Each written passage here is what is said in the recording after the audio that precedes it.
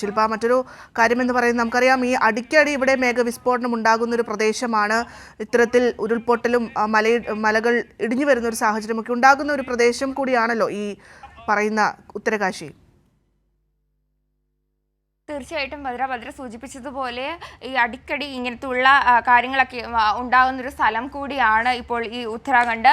അവിടെ കഴിഞ്ഞ ദിവസങ്ങളിലൊക്കെ കനത്ത മഴ തുടരുന്ന സാഹചര്യം ഉണ്ടായിരുന്നു. നിരവധി സ്ഥലങ്ങളിൽ ഉരുൾപൊട്ടൽ ഉൾപ്പെടെ മണ്ണിടിച്ചിൽ ഉൾപ്പെടെ ഉണ്ടായ സാഹചര്യം ഉണ്ടായിരുന്നു. ഇപ്പോൾ ഉടനെ ഈ ഒരു മേഘവിസ്ഫോടനം ഉണ്ടായ ഒരു സാഹചര്യത്തിലാണ് ഇപ്പോൾ ഈ ഒരു അവസ്ഥ കൂടുതൽ ദുഷ്കരമായിരിക്കുന്നത്. വലിയ തോതിലുള്ളൊരു മിന്നൽ പ്രളയ സമാനമായ സാഹചര്യമാണ് ഇപ്പോൾ ഉത്തരാഖണ്ഡിൽ നിന്ന് പുറത്തു വരുന്നത്. ഈ ഉത്തരകാശി പോലീസും അതോടൊപ്പം തന്നെ അവിടുത്തെ അധികാരികളുമൊക്കെ വ്യക്തമാക്കുന്നത് അവിടെ എത്രത്തോളം ആളുകൾ, നേരത്തെ ഭദ്ര സൂചിപ്പിച്ചതുപോലെ തന്നെ വിനോദസഞ്ചാരികൾ ഉൾപ്പെടെ നിരവധി ആളുകൾ അവിടെ എത്തുന്ന സാഹചര്യമുണ്ട്. അതുകൊണ്ട് തന്നെ എത്രത്തോളം വിനോദസഞ്ചാരികൾ അവിടെ ഉണ്ടായിരുന്നു, അവിടുത്തെ പ്രദേശവാസികൾ എത്രയായിരുന്നു എന്നുള്ളതിലടക്കമുള്ള വ്യക്തമായ കണക്കുകൾ പുറത്തു വരേണ്ടതുണ്ട്. അതുകൊണ്ട് തന്നെ ഇപ്പോൾ ഈ സംസ്ഥാന സർക്കാർ ഉൾപ്പെടെ ഈ വിവരം തേടുന്ന ഒരു സാഹചര്യമുണ്ട്. ഈ NDRF സംഘം അവിടെ എത്തിച്ചേരുന്നതിൽ ഞാൻ നേരത്തെ സൂചിപ്പിച്ചതുപോലെ ഒരു ദുഷ്കരമായ ഒരു സാഹചര്യമാണ്.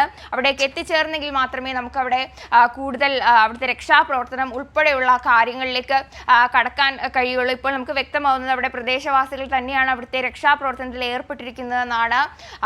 അതുപോലെ തന്നെ ഈ ദൃശ്യങ്ങൾ നമുക്ക് കാണുമ്പോൾ തന്നെ മനസ്സിലാവും, വലിയ വ്യാപ്തിയുള്ളൊരു പ്രളയം പോലത്തെ ഒരു സാഹചര്യമാണ് അവിടെ ഉണ്ടായിരിക്കുന്നതെന്ന് നമുക്ക് മനസ്സിലാക്കാൻ സാധിക്കുന്നുണ്ട്. ഈ മലവെള്ള പാച്ചിൽ, മലമുകളിൽ നിന്ന് വെള്ളം കുത്തിയൊലിച്ചു വരുന്ന സാഹചര്യമായിരുന്നു ഉണ്ടായിരുന്നത്.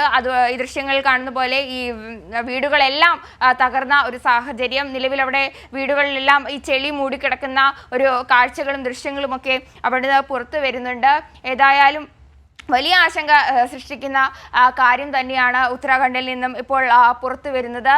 അവിടെയുള്ള സംസ്ഥാന സർക്കാർ ഉൾപ്പെടെ എല്ലാ തരത്തിലുള്ള രക്ഷാപ്രവർത്തനം ഏകോപിപ്പിക്കുന്ന കാര്യത്തിലൊക്കെയും ശ്രദ്ധ പുലർത്തുന്നുണ്ട്. ദേശീയ ദുരന്ത നിവാരണ അതോറിറ്റികൾ അവിടെ എത്തിയിട്ടുണ്ട്.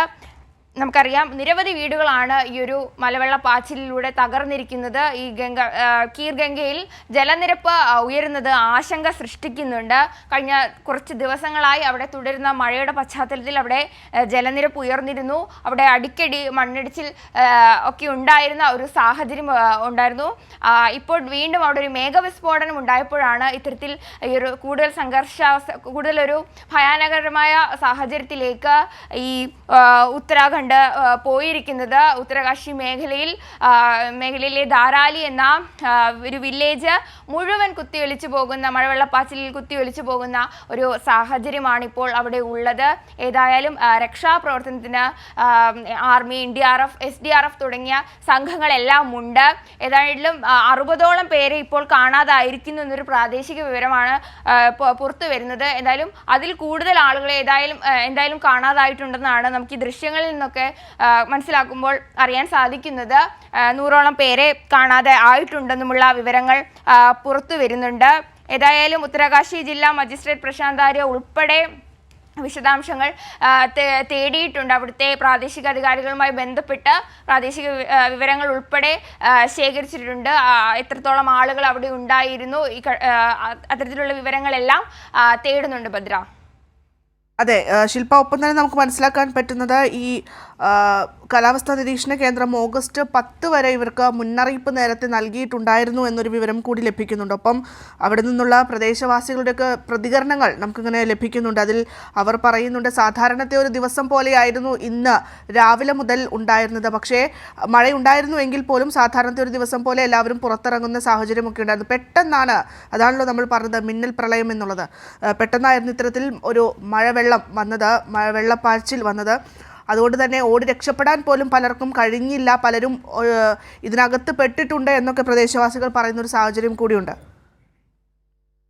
തീർച്ചയായിട്ടും ഈ മഴ അവിടെ തുടരുന്ന സാഹചര്യം ഉണ്ടായതുകൊണ്ട് തന്നെ അവിടെ കാലാവസ്ഥാ വകുപ്പൊക്കെ അവിടെ മുന്നറിയിപ്പ് നൽകിയിരുന്നു, സാഹചര്യം ഉണ്ടായിരുന്നു. എന്നാൽ ഇന്ന് വളരെ അപ്രതീക്ഷിതമായാണ് ഇത്തരത്തിലൊരു മേഘവിസ്ഫോടനം അവിടെ ഉണ്ടായതിനെ തുടർന്നാണ് ഇത്രത്തോളം സങ്കീർണാവസ്ഥയിലേക്ക് സാഹചര്യം നീങ്ങിയിരിക്കുന്നത്.